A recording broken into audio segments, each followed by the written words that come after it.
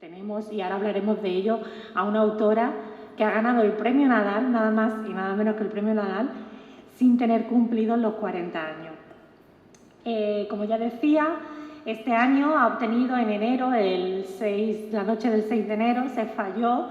Nos llevamos una alegría inmensa a todos los que la queremos y la conocemos, el premio Nadal, y en escasos 5 meses la novela ya lleva 5 ediciones. No sé si a lo mejor ya está en marcha la sexta, pero confirmada lleva ya 5 ediciones, lo cual es todo un récord en los tiempos que corren y en esa lucha que tenemos con tantos títulos y tantos libros, ¿no? Creo que es digno de admirar y de mencionar. Así que por todo ello es un verdadero placer tenerte esta tarde, Inés, y bienvenida a nuestros encuentros planetarios. Nada, es un placer estar aquí con vosotros. Muchísimas gracias por la invitación y bueno, pues un lujazo, la verdad, que poder compartir esta tarde de mayo, iba a decir primaveral, pero casi veraniega, aquí en Málaga.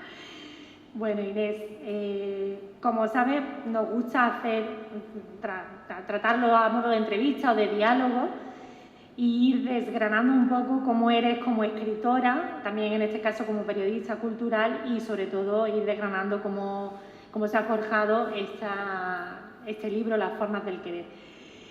Decía que eres escritora y periodista cultural, así que intuimos que te gusta muchísimo leer, y me gustaría comenzar preguntándote cómo y cuándo comienza tu afición a la lectura y cuáles son esos autores que han marcado fundamentalmente tu trayectoria, y además me pica la curiosidad por saber si algunos de esos autores están en la biblioteca de Filomena, que aparece en el libro, si algunos de esos títulos que estaban en esa biblioteca, que fue un regalo para Noray y para su familia, están también dentro de tu canon o de tus lecturas más destacadas a lo largo de tu trayectoria. Bueno, pues yo he de decir que los primeros recuerdos lectores que yo tengo no son de mí misma como lectora, ¿no? Sino que tienen bastante más que ver con la oralidad, que yo creo que es la fuente de la que nace en realidad la literatura, ¿no? La literatura empieza cuando comenzamos a contarnos historias, ¿no? Y eso, mis primeros recuerdos, mi memoria primigenia lectora tiene que ver con mi madre por la noche leyéndonos cuentos a mi hermana y a mí, que es algo que ahora mi hermana hace con mis sobrinos, ¿no? Con sus 2 hijos, con Rodrigo y con Carmen. Con lo cual tiene que ver con eso. Eran los cuentos que a todos los niños nos han leído, probablemente, que todos los niños que hemos tenido la suerte de que nos leyeran cuando éramos muy pequeños, pues eran los cuentos con los que hemos crecido, ¿no? En esa época pues fue muy importante para mí la poesía de Gloria Fuertes, y luego pues me fui adentrando ya en la lectura más propia de una adolescente que va conformando su propio universo, ¿no? Esa habitación propia que luego nos enseñó a todas las mujeres Virginia Woolf, ¿no? Tú has mencionado la biblioteca de Filomena. Para quienes no hayan leído la novela, Filomena es un personaje muy importante de la novela. Maravilloso. La novela transcurre a lo largo de 80 años de la historia reciente de España y lo hace de la mano de la historia de una familia, que es la familia de Noray, ¿no? Esos 80 años abarcan desde el comienzo de la Guerra Civil hasta los primeros años del siglo XX aproximadamente. Y Filomena es un personaje, es una maestra de la época, años 40, años 50, años 60, de esa España muy gris. Es una mujer, iba a decir hecha a sí misma, pero no, en realidad que tuvo la suerte de que le hicieran a través de las lecturas, a través de todos esos libros, que en esa época tan hostil para las mujeres y para todo aquel que no pensara como el régimen de Franco, sobrevivió, ¿no? Sobrevivió y fue conformando a lo largo de los años una biblioteca muy rica, una biblioteca maravillosa, diría yo, que ya me gustaría a mí tener una primera edición del Ulises, por ejemplo, de Joyce. Y bueno, pues en un momento dado de su vida, y sin revelar mucho más para no desvelar una parte importante de la trama, decide legarle esa librería a una muy buena amiga suya, que es Carmen, que es la abuela de la protagonista, de Noray. Y es en esa librería en la que Noray descubre su vocación de escritora. Y aparte de lectora, o sea, sabemos que antes de ser escritor hay que ser un buen y un gran lector. Yo siempre me acuerdo de alguna de las conferencias de Almudena Grandes y de su prólogo de Modelos de Mujer, en el que ella cuenta cómo empieza a escribir, que era porque todas sus hermanos eran de piel clarita y ella era muy morena, como todos sabemos, y que le decían siempre que ella era una niña adoptada que la habían recogido de unos gitanos. Y entonces ese trauma de ella le hacía que cuando se reunían en casa de los abuelos a jugar al fútbol, a ella se le daba muy mal dibujar, y entonces escribió un cuento siempre, que era el cuento de la niña que la recogen de unos gitanos. Entonces siempre me gusta preguntar, porque me parece curioso, ¿no?, cómo empieza Almudena Grandes, que ha sido un icono y una de las grandes escritoras de nuestro siglo XX-XXI. ¿Cómo empiezas tú? ¿Cuándo empieza tu vocación por la escritura? ¿Cuándo sientes que hay algo que te llama, no solo a nivel literario de ficción, sino que tu vida, básicamente, tanto en el periodismo como en la novela, se basa en escribir? ¿Cuándo sientes tú esa llamada? Bueno, tú lo has dicho, ¿no? Todo escritor lo es porque ha sido, es y seguirá siendo siempre un gran lector, ¿no? Nadie que no haya leído, en mi opinión, puede escribir, ¿no? Yo escribo porque he leído, y porque en todos esos libros que tuve la suerte de descubrir a una edad muy temprana, descubrí un universo que quería habitar. Y qué hay más maravilloso que poder tú contribuir a ese universo, ¿no? A crearlo, a construirlo, y a que otros puedan habitar ese universo que tú has construido, ¿no?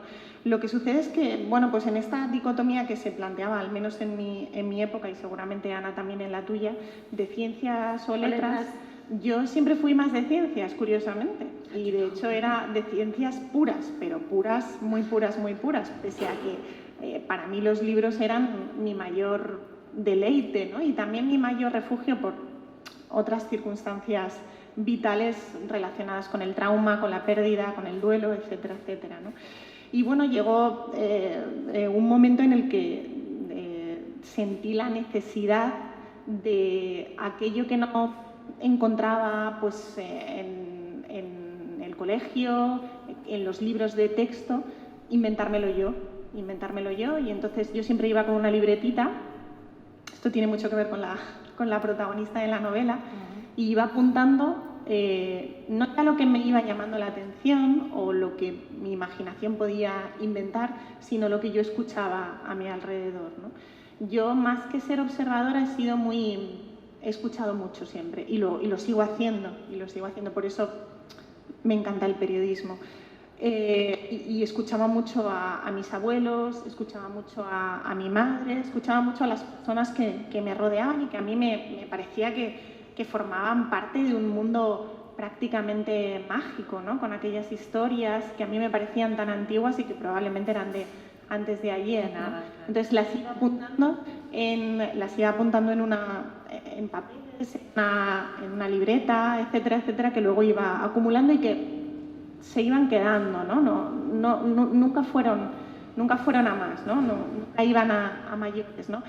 Empecé a escribir cuentos después, empecé a escribir relatos y bueno, llegó el momento de decidir qué era lo que estudiaba.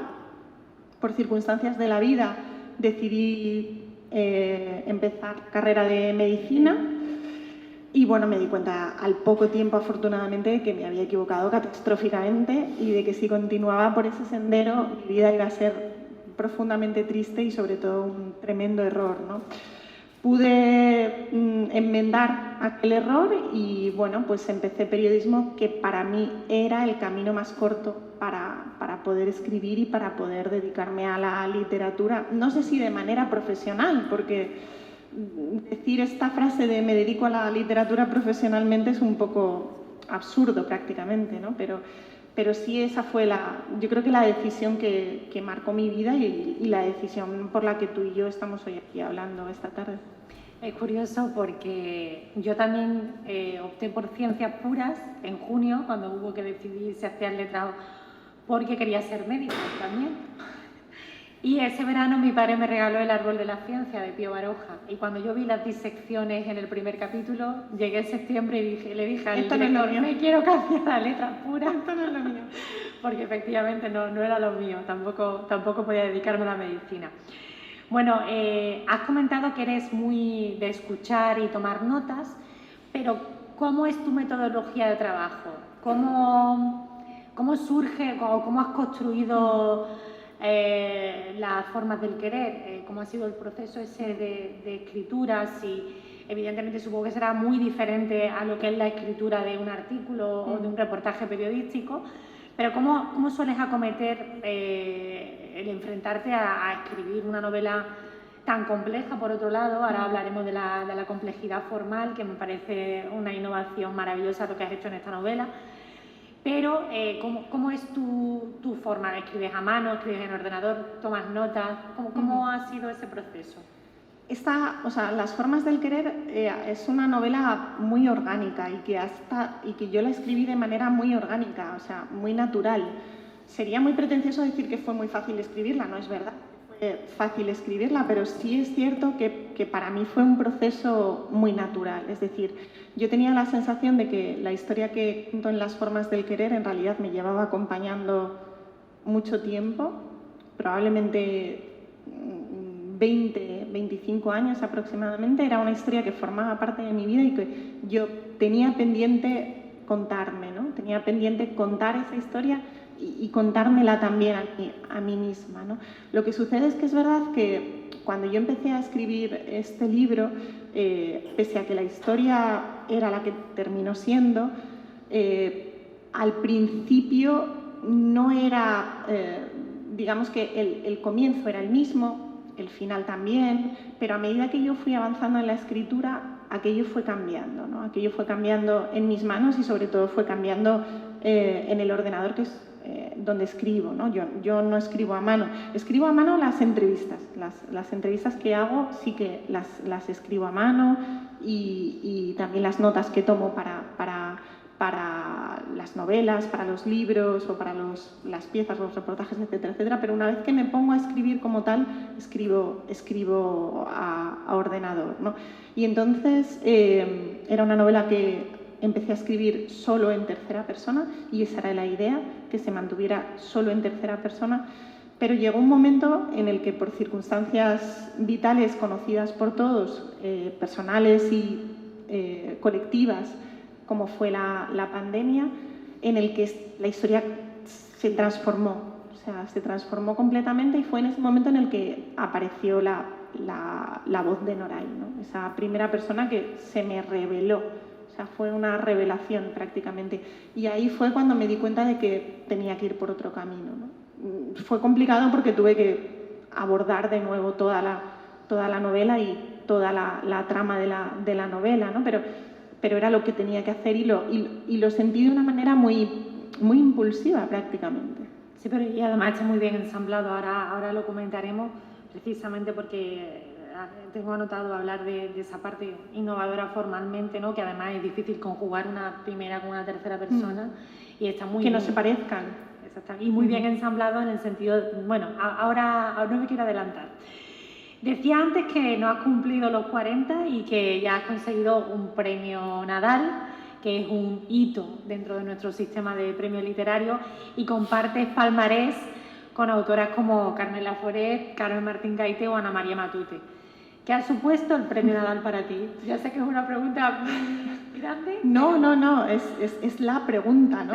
Y yo tengo la respuesta, que es ¿qué no ha supuesto? O sea, en realidad ha puesto mi vida patas arriba. Como a Carmen. Como a Carmen le pasó, ¿no? Yo siempre digo lo mismo, que me dice, ¿qué tan joven? ¿Has ganado el premio Nadal tan joven? Bueno, en realidad lo he ganado con 39 años y Carmen Laforet lo ganó con 24. O sea que Sí, pero han cambiado los tiempos. Han cambiado mucho los tiempos, es verdad que han cambiado mucho los tiempos. Bueno, pues el Nadal, igual que los tiempos han cambiado, a mí me ha cambiado la vida. Es una oportunidad inmensa, es iba a decir una ventana que se ha abierto, no, es una puerta que se ha abierto para mí desde el punto de vista literario y espero no desaprovechar esa oportunidad, ¿no? Espero seguir por esa senda que me han dado la oportunidad de iniciar con un premio tan importante como es el Nadal. Y bueno, pues casi 6 meses después de aquella noche de Reyes, todavía lo vivo de una manera, no voy a decir muy ajena, ¿no? Pero sí, todavía no te lo crees, pero sí muy real, ¿no? Cuando de repente veo la novela en las librerías o de repente veo las fotos ya famosas del premio que yo estoy feliz, claro, me decía la gente, es que sonríe mucho, digo, ¿yo qué voy a hacer? Pues es que no voy a poner cara de tristeza, estaba muy feliz. Todavía me cuesta creerlo, ¿no? Y me cuesta pensar, me cuesta asimilar que yo soy esa Inés Martín Rodrigo que ha ganado el premio Nadal con las formas del querer, ¿no? Bueno, he citado a tres autoras que sé que suponen también mucho para ti, Carmela Fuertes Matute y Martín Gaite, y creo que sé que eres una buena conocedora de la literatura escrita por mujeres. De hecho, en tu primer libro, la ficción biográfica titulada Azules son las horas, rescatas a una escritora que yo sí conozco porque me he dedicado a esto, pero que muchísima gente supongo que en la sala no la conocerá, que es Sofía Casanova, que es una escritora del principio del siglo XX que deberíamos rescatar también de todas.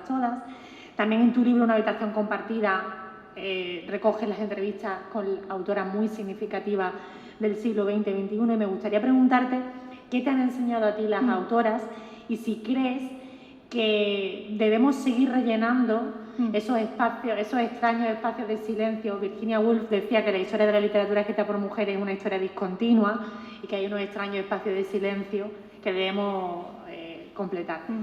¿Qué te han enseñado ellas y cómo ves, si crees que debemos seguir completando esa historia todavía por...? Tú hablabas de recuperación y es verdad que para mí es un deber como mujer periodista y como mujer escritora recuperar a todas esas mujeres escritoras y también periodistas, autoras, creadoras que estuvieron antes que yo y que no tuvieron las oportunidades que nosotras tenemos. Para mí es un deber, o sea, yo lo considero un deber y procuro practicarlo y llevarlo a cabo tanto en mi trayectoria literaria como en mi oficio diario, que es el periodismo, ¿no? Y estoy muy orgullosa de hacerlo, ¿no? Creo que la genealogía de mujeres que, no solo en nuestro país, pero fundamentalmente en España, tenemos a nuestras espaldas, tanto desde el punto de vista literario como desde el punto de vista artístico, musical, pero por centrarnos en la literatura, es maravillosa. Son voces que no han sido lo suficientemente escuchadas todavía a estas alturas. Es curioso porque el premio Nadal, sin ir más lejos, es un premio que habitualmente se asocia a las escritoras. Y si tú recorres el palmarés, son más hombres. El montante de 80 y tantos %. Escritores, hombres que lo han ganado es muy superior al de mujeres y sin embargo lo asociamos con, por supuesto, la Foret, porque fue la que lo inauguró. Yo siempre digo que fue el Nadal el que ganó a la Foret y no a la inversa, ¿no? Sí. Es cierto, yo especulo mucho con eso, ¿no? Y la especulación es especulación, pero probablemente si el Nadal no lo hubiera ganado la Foret en la primera edición, no hubiera tenido la trayectoria que después tuvo el premio, la importancia, y bueno, no habría hecho historia, ¿no? O sea, yo lo creo, ¿no? Estoy bastante convencida de ello, ¿no? Pero efectivamente, pese a que pensamos en la Foret, en Matute, a la que tú has mencionado, o en la propia Martín Gaite, el número de escritores que lo han ganado es muy superior, ¿no? Entonces, para mí es un deber, ¿no? Es un deber recuperarlas, reivindicarlas siempre, porque además, más que mis madres, me gusta llamarlas mis madres literarias, en realidad. por años serían casi mis abuelas literarias, ¿no? Pero me gusta considerarlas más mis madres literarias, ¿no? Y curiosamente, pese a que, por ejemplo, ahora puedo leer más literatura anglosajona, más literatura anglosajona, mis fillas tienen más que ver con eso, pero sin embargo, la escritura que a mí o la literatura, mejor dicho, que a mí me ha convertido en escritora, tiene más que ver con esas escritoras que escribieron en ese momento en España, ¿no? Las escritoras de posguerra de las que tú sabes tantísimo. ¿Por qué? Pues probablemente porque las descubrí en el momento adecuado, ¿no? Y también porque me parece un acto de justicia, ¿no? O sea, quiero decir, yo me siento muy emparentada con ellas, incluso desde el punto de vista de mi propia escritura, ¿no?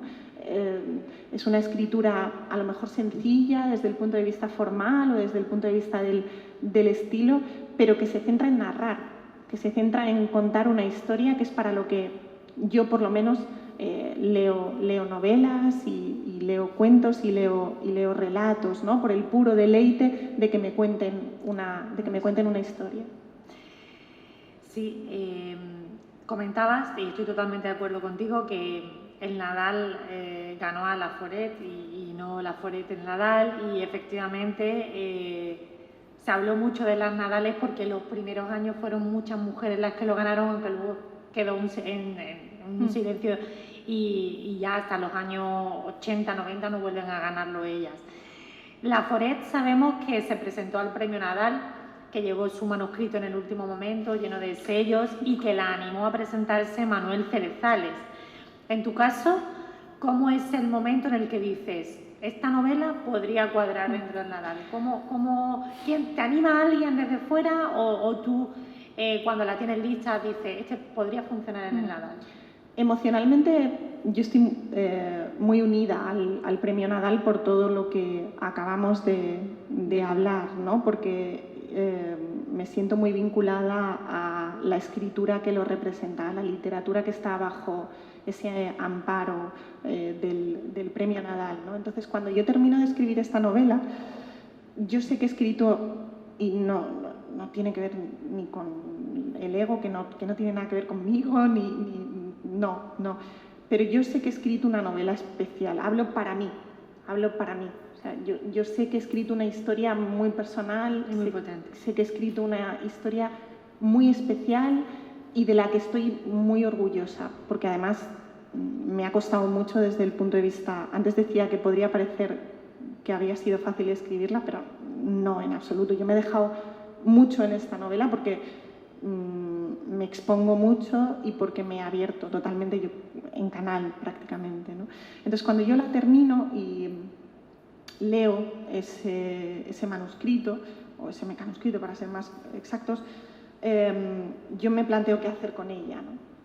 Me planteo qué hacer con ella, se la doy a leer a mi pareja, se la doy a leer a una muy buena amiga mía y bueno, si tenía que presentarla a algún premio, al único al que yo quería presentarla, sin ningún tipo de aspiración, ninguno, Ana, te lo aseguro, o sea, pero ninguno, era el premio Nadal, ¿no? Entonces, bueno, tanto mi pareja como esta buena amiga me animaron y me dijeron, Inés, ¿por qué no? Pues, o sea, no pierdes absolutamente nada más que el tiempo que le dediques a presentarla. Y bueno, lo hice y como el que mete un mensaje en una botella y lo lanza al mar, ¿no? Y bueno, pues por estas maravillosas que yo llamo causalidades de la vida, aquella botella llegó a un destino, ¿no? Y nunca mejor dicho lo de destino. Ya jugamos con los dobles significados. Fíjate que ahora, conforme decías esto, me acordaba de unas declaraciones que hizo Ana María Matute cuando le dieron el premio Nadal en el año 59 por Primera Memoria, y ella le decía a un periodista, creo que además era de ABC, le decía que ahora ella ya había ganado el Planeta, y había publicado varias novelas, que ahora ya podía poner que era escritora en su carnet de identidad, porque antes los carnets de identidad llevaban la profesión. Ahora ya puedo poner de profesión escritora en el carnet de identidad. O sea, hasta tal punto el Nadal tiene esa legitimar, claro, ¿no? Dentro del campo. A Matute le pasó eso y a mí me pasó que, claro, yo estaba el 6 de enero en la ceremonia y bueno, pues si en aquella época era el carné, en esta época son las redes sociales. Entonces, claro, a mí no me había dado tiempo a cambiar absolutamente nada de mis redes sociales, por supuesto, o sea, eran lo último en lo que yo podía pensar en aquel momento.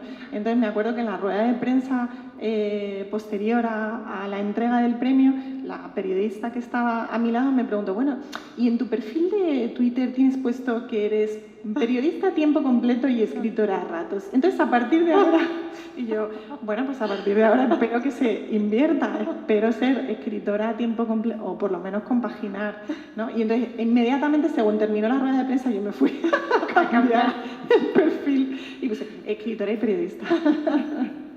Es verdad, es lo mismo El que eco de los pero tiempos. en el siglo XXI. Bueno, Inés, en la novela, a través del personaje de Noray y de su familia, hablas, escribes sobre muchas y diferentes formas de amar, de querer, no solo familiares, sino también de pareja, de amigos, y es muy bonito porque ves retratado muchas formas de amor. Y también demuestras cómo el amor nos construye, nos determina y a veces nos destruye. Y por otro lado, también se percibe, y no sé si estoy en lo cierto, que la escritura es otra forma de amar y que tanto las palabras como la lectura como la escritura nos salvan. ¿Te salva a ti la literatura, la escritura? ¿Crees que es una forma...? Salvación quizás sea una palabra demasiado grande, ¿no? Salvar un verbo demasiado grande, ¿no? Yo creo que la literatura es terapéutica, ¿no? Eso sí, es terapéutica, teniendo en cuenta que no es un analgésico, ni tiene nada que ver con el paracetamol, ni con el ibuprofeno, ni nada que se le parezca, ¿no? Pero desde luego para mí la escritura de esta novela ha sido terapéutica, ¿no? Ha sido terapéutica en tanto que ha sido un refugio, en tanto que ha sido un refugio por el momento en el que escribí la mayor parte de la novela, esos meses terribles del confinamiento, de la pandemia, ¿no? Y para mí realmente era un refugio, ¿no? O sea, esa habitación propia que yo había logrado construir tenía unos muros muy gruesos que me permitían evadirme de toda la terrible realidad que estábamos viviendo de puertas hacia afuera, ¿no? Entonces, sí que es cierto que para mí la escritura de esta novela en ese sentido ha sido terapéutica. Y aparte, por la historia que es, a mí me ha permitido enfrentarme a partes de mí misma y a momentos de mi pasado y momentos de mi propia memoria familiar, de mi historia familiar, a las que yo no me había enfrentado hasta ahora, ¿no? Yo siempre digo que para escribir de determinadas cosas, para afrontar determinadas historias desde el punto de vista creativo, desde el punto de vista de la literatura, ha de pasar un tiempo. Como todo, la perspectiva de la distancia, del tiempo, te da clarividencia, ¿no? O por lo menos te permite mirar las cosas con un poco más de objetividad, ¿no? Esa distancia siempre es necesaria. En mi caso han tenido que pasar casi 25 años para que yo pudiera enfrentarme a esa parte muy dolorosa de mi vida y a esa parte muy dolorosa de mi pasado, y lo he hecho a través de la escritura, que es de la única manera a través de la que yo podía enfrentarme a eso, ¿no? Y es curioso porque todas esas partes que estaban en completa oscuridad, porque yo las había ignorado voluntariamente, porque había decidido emprender una carrera hacia adelante, bueno, por pura supervivencia, esta novela las ha iluminado, ¿no? Y eso ha sido realmente muy bonito, ¿no? Entonces, no sé si salvar, pero desde luego ha sido un refugio y ha sido un cobijo muy importante, ¿no? No quiere eso decir que no haya sido doloroso por momentos y muy duro, porque me he vuelto a enfrentar o a recordar cosas muy dolorosas de mi propia vida, que yo le hago pasar pobre a Noray, pero ha merecido la pena, ¿no? Y bueno, es lo que pasa siempre con una terapia, que puede ser dolorosa, pero finalmente compensa, ¿no? A propósito de eso que nos cuentas, quería preguntarte que también a través de la historia de Noray y de su familia, tú repasas nuestra historia más reciente de los últimos 80 años y hay escasez económica, retrata la falta de educación de las mujeres, la falta de libertad, la homofobia, el terrorismo. Y precisamente con lo que cuentas o lo que me acabas de responder enlaza con esta pregunta. ¿Cuánto le has prestado a Noray de ti y de tu familia?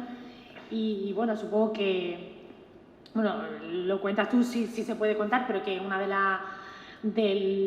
las partes centrales que tú comentabas en redes sociales, que no era lo que querías, lo que pretendías, ni la novela va de eso, pero que has ayudado a lo mejor a muchísima gente, que ahora también comentaremos. Sí, te refieres a la anorexia, por supuesto. Podemos hablar de ello lo que quieras y yo, más que me he expuesto en la novela, repito, y todo lo que pueda ayudar a la gente y que mi testimonio, que no es el mío, sino que es el de Noray, sirva para algo, bienvenido será, ¿no? Hablábamos antes, yo decía que esta era una historia que yo tenía pendiente contarme desde hace más de 2 décadas. ¿Por qué? Pues porque efectivamente yo hace 25 años pierdo a mi madre después de un proceso muy duro de cáncer, después de 2-3 años aproximadamente. Yo tenía 14 años y a mí en ese momento se me rompe la vida en dos, ¿no? Realmente es un trauma muy difícil de asimilar, es un duelo terrorífico y bueno, pues a mí ese trauma me lleva a una depresión muy severa que a su vez me hace caer lo de caer tampoco me gusta, hablabas tú antes de las palabras y yo soy muy cuidadosa en las palabras que utilizo, ¿no? Padezco una enfermedad que es la anorexia, que es un trastorno de la alimentación, que es una enfermedad mental. Entonces, a partir de ese momento mi vida cambia por completo. No solo cambia mi vida, sino cambia también la de todas las personas que me rodean, mi familia, la gente que me quiere. Y van pasando los años, afortunadamente yo logro salir de aquel hospital en el que estoy ingresada pues prácticamente 1 año aproximadamente. Hay que tener en cuenta que yo ingresé en el hospital con 34 kilos más o menos. Logro salir del hospital, que es lo más difícil que he hecho hasta ahora en mi vida. Me quedan secuelas físicas, etcétera, etcétera. Y a medida que van pasando los años y que yo me voy recomponiendo, yo me voy reconstruyendo, yo buscaba en los libros, y eso enlaza con el inicio de nuestra conversación, buscaba en los libros una historia que fuera la historia que yo había vivido. Buscaba verme reflejada en un libro, buscaba verme reflejada en una novela, en una historia. Había leído ensayos, multitud de ellos, además, porque lo haces casi compulsivamente. No ficción, por supuesto, pero ninguna novela me llevaba al lugar al que yo había estado y lo necesitaba. Necesitaba que me contaran esa historia. Entonces llegué a la conclusión de que tenía que escribirla yo. Tenía que escribirla yo porque nadie me la contaba, ¿no? No encontraba a nadie que me la contara. Hay ejemplos, Amélie Nothomb o la propia Delphine de Vigan, en fin, incluso Espío Freire, pero no de aquella manera. Yo no encontraba, no lo encontraba, ¿no? Entonces lo tuve que escribir, ¿no? Lo tuve que escribir. Y una vez que aquí está la novela y que en realidad es una pequeña parte de la novela, son 2 capítulos fundamentalmente, ¿no? Y ahora me doy cuenta de que no era solo yo la que necesitaba que le contaran esa historia, ¿no? Sino que había muchísima más gente, muchísimos más lectores que necesitaban que esta historia o que esa parte de esta historia fuera contada, ¿no? Y fuera contada de esa manera que es una manera testimonial y que es una manera, yo creo que muy natural, ¿no? Yo lo que cuento que le pasa a Noray fue lo que me pasó a mí. Lo que sucede es que soy un poco cobarde y me refugio en la ficción, que es un parapeto muy útil, y también me refugio en la primera persona de Noray, ¿no? Y eso me da también una distancia que hace que el escribirlo fuera un poco menos, doloroso, ¿no? Porque al final, además, el que lee la novela se da cuenta de que momento en el que Noray empieza a hablar de su enfermedad, la narración se contiene. Es una narración mucho más contenida que todo lo que viene antes, que todo lo anterior y que todo lo que viene después, ¿no? Y eso es así porque de lo contrario yo no habría sido capaz de escribirlo.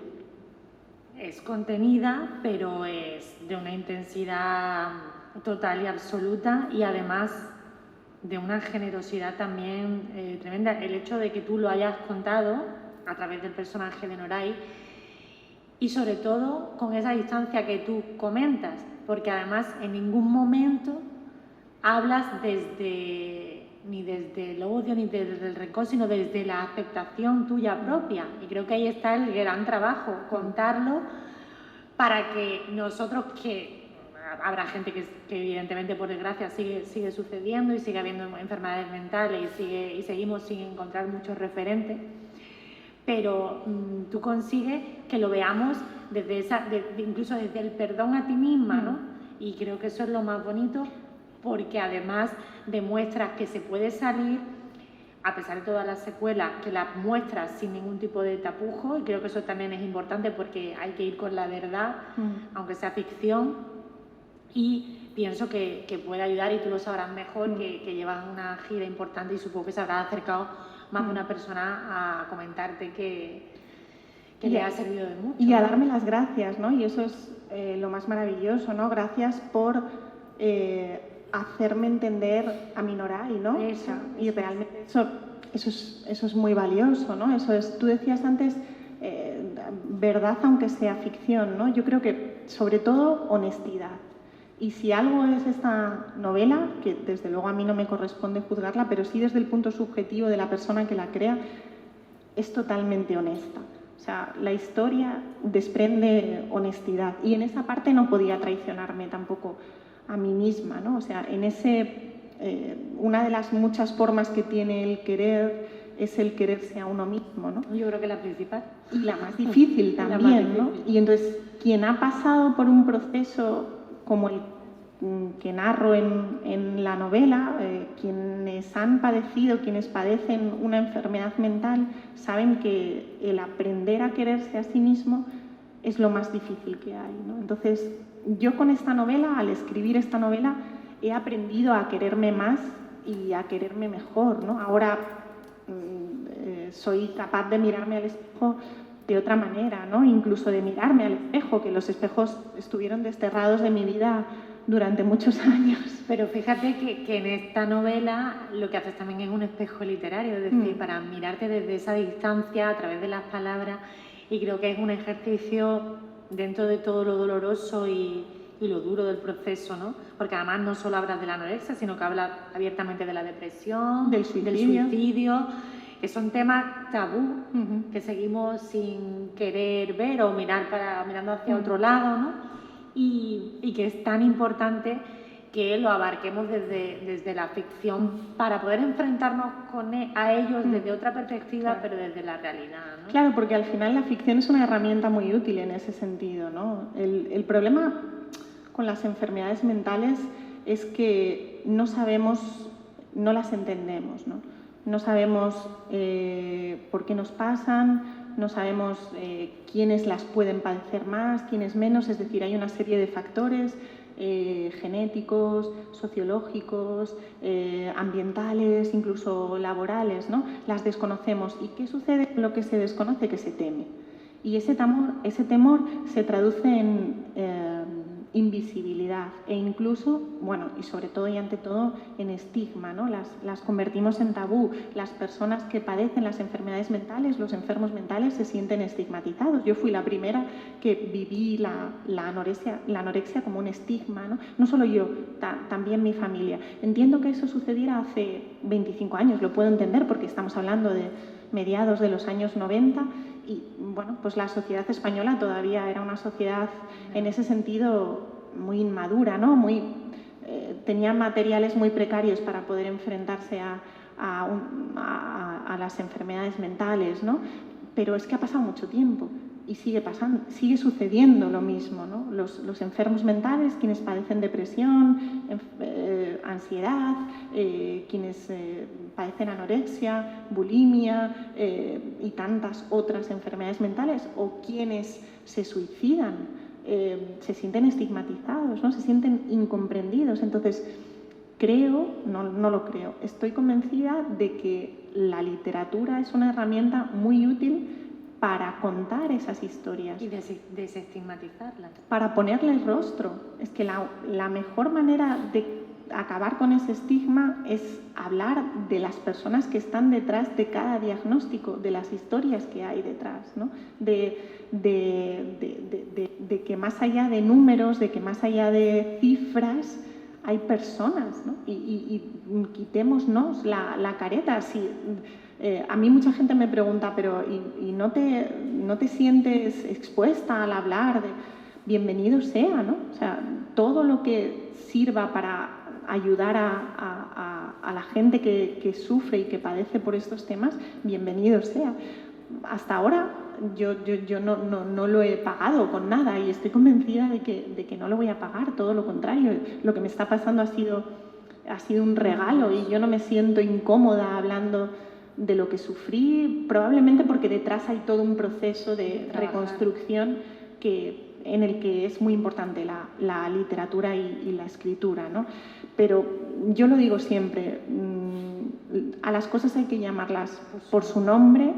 Entonces, llamemos por su nombre a las cosas, acabemos con los eufemismos y lo que no se nombra no existe y lo que no se cuenta tampoco. Totalmente de acuerdo contigo. Y bueno, antes de darle la palabra por si alguien quiere hacer alguna pregunta, yo he comentado en varias ocasiones que me parece una novela muy innovadora a nivel formal, precisamente porque es casi como una metaficción, una metanovela, novela dentro de la novela. Inés, escritora, que habla en tercera persona, le presta a Noray, que es la protagonista, que a su vez está escribiendo una novela que alterna los dos tiempos, el tiempo de la historia de su familia y el tiempo presente de ella. Y además me ha encantado la sensación, porque además nos sacas de la historia y nos vuelves a meter continuamente. Me parece muy innovador pues en ese sentido. Nosotros nos enteramos de la historia a la par que Ismael, que es el que va leyendo la novela, y nosotros leemos la novela con Ismael. Esto, que está muy bien ensamblado en la novela y perfectamente construido, tiene una complejidad. Te ha resultado, o sea, a nivel estructural, ya has comentado que iba por un lado y al final con la pandemia fue por otro, pero a nivel estructural, ¿te ha supuesto mucha complejidad o fue un proceso natural que te iba pidiendo la propia narración? Fue un proceso muy natural, muy orgánico realmente. O sea, el hecho de que, además, a ver, por mucho que hemos estado hablando del dolor, de la reconstrucción, de la terapia, yo me lo paso muy bien escribiendo. Disfruto mucho escribiendo, lo mismo que disfruto leyendo, pero es que me lo paso muy bien contando historias, ¿no? Entonces, lo que quería con la novela era también plantear un juego al lector, total. E invitarle a jugar conmigo, ¿no? Además, me parecía muy bonito que en este juego de espejos que tú has mencionado, el hecho de que la memoria o los recuerdos familiares sean el principal material con el que está escrita la novela de Noray, me parecía muy bonito, ¿no? Porque está retando al mismo tiempo al lector. El lector pensará qué hay de verdad, y volvemos otra vez a la verdad, ¿no? ¿Qué hay de verdad en los recuerdos de la abuela de Noray, en los recuerdos familiares de Noray?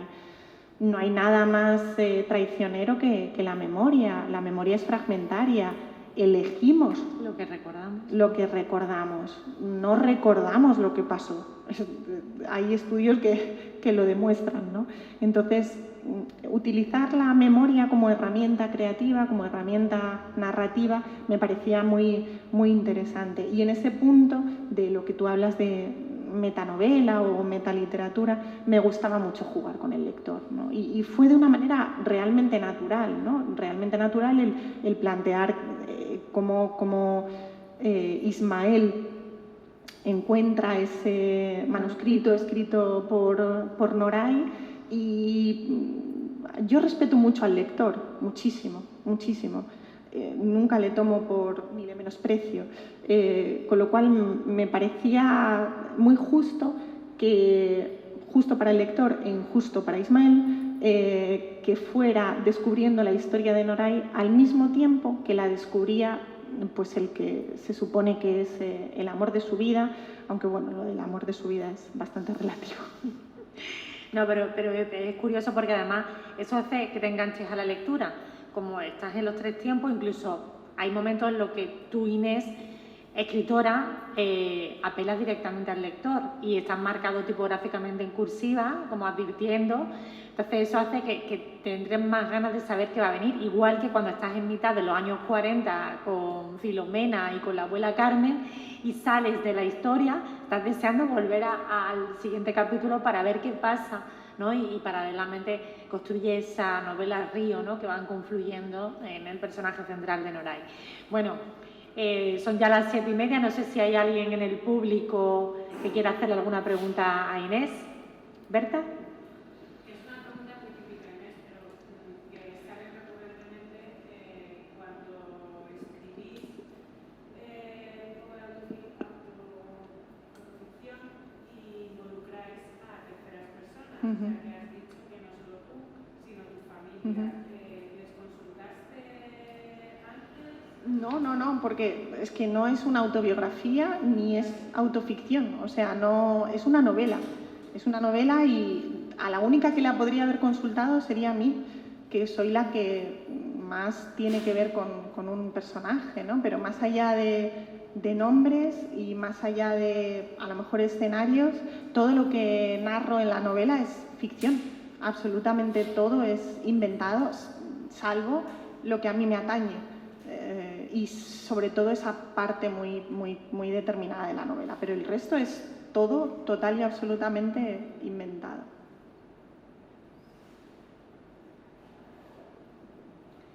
Bueno, pues si no hay ninguna pregunta más, yo sí que quiero acabar preguntándote. Sé que estás todavía maleta no, esa pregunta. Maleta viene, maleta va. Pero es que nos quedamos con ganas de más. Y además, bueno, ya me has contestado en parte, porque has dicho, me gustaría poner escritora a tiempo completo. Tu idea es seguir escribiendo, ¿no? Espero. Bueno, no mi idea, yo lo considero ya una... A ver, sí, por supuesto, o sea, como he dicho antes, el Nadal es una oportunidad, es una puerta que se me ha abierto y no la voy a desaprovechar, ¿no? Lo único que espero es estar a la altura de las circunstancias. Sé que a partir de ahora las expectativas van a estar muy altas. El Nadal es maravilloso, pero la segunda novela después del Nadal es complicada. Es complicada. Y soy muy consciente de ello. Yo soy una persona muy exigente conmigo misma y me lo voy a poner muy difícil y porque creo que tengo que estar a la altura, ¿no? Entonces, de momento no me he puesto a escribir porque imposible. No he tenido tiempo materialmente. Yo sigo compaginando todo esto con mi profesión de periodista en el periódico ABC y es duro, es complicado compaginarlo. Es muy bonito, pero es complicado, ¿no? Entonces, bueno, pues tengo ya una historia en la cabeza, muchas ideas que están fluyendo y que de momento no he apresado tomando notas porque necesito, quiero decir, también me merecía o quería darme este tiempo para dedicarlo única y exclusivamente a las formas del querer, ¿no? Porque la novela se lo merece, porque el premio lo merece y que toda mi atención estuviera centrada en eso, en disfrutar de estos encuentros, de los encuentros con los lectores, de las visitas a las ferias del libro y bueno, pues a partir de septiembre escribiremos un nuevo capítulo. Yo, si me lo permite, y dentro de lo poco o mucho que sé de escritoras premiadas, lo único que te digo es que no pierdas tu esencia, que aunque te pongas el listón muy alto, no pierdas tu esencia, porque aunque a las escritoras les dé la sensación de que se repiten, cuando buscamos a una autora o a un autor, lo buscamos por la esencia. Universo. Exactamente, claro. Por su universo. O sea, que aunque a ti te da la sensación de que te podrías repetir, lo que buscamos precisamente es esa repetición. Bueno, pues Muchísimas gracias a todos. Muchas gracias.